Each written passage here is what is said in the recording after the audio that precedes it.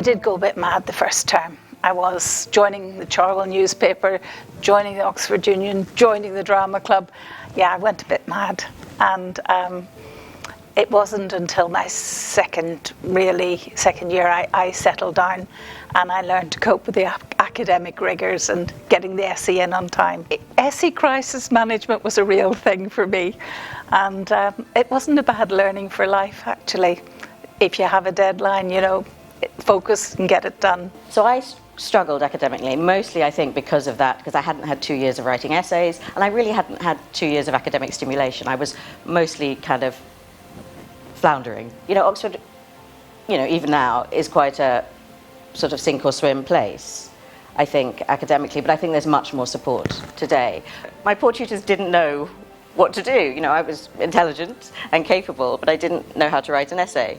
So trial and error, and really lovely support from lawyers in the year above and the year above that.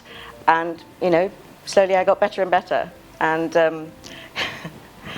by the end, I think I got a letter from Roy after my final saying, "I'm impressed you've done so well having left it so late." The interview process was quite kind, but I met a few other people who were sort of knocking around college who, again, were so completely different from me that it was a little bit intimidating. As I said, it had been a school which had pretty good academic standards in terms of you were taught at quite a lot.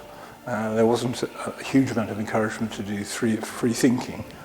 And such free thinking as I did was mainly around, sort of reading widely around my subject. It was also a co-educational school. The combination of coming somewhere which was exclusively male,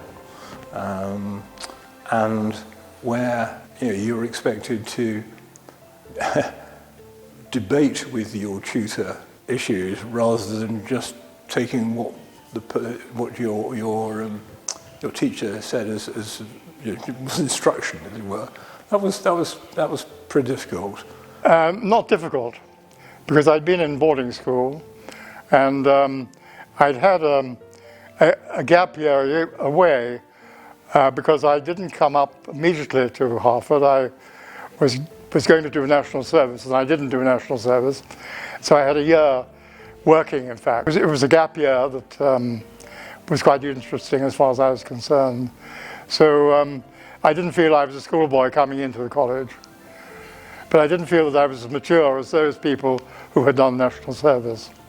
I think, as with most people who get into Oxford, I was already fairly academic beforehand, so even if school and kind of A-levels weren't as rigorous as undergrad degree, I was putting extra pressure on myself before I came to Oxford to do all that wider reading. So it wasn't as much of an adjustment as I perhaps anticipated, but there is definitely a lot asked of you, and I think the biggest thing that helped me navigate that process was the college parent system. So the college parent system is where college allocates you 2 students in the year above you, one of whom is of the same subject as you, to kind of navigate you through that first year. And for some people, they don't become good friends, and it's a nice thing Freshers Week, and then it kind of leaves it there.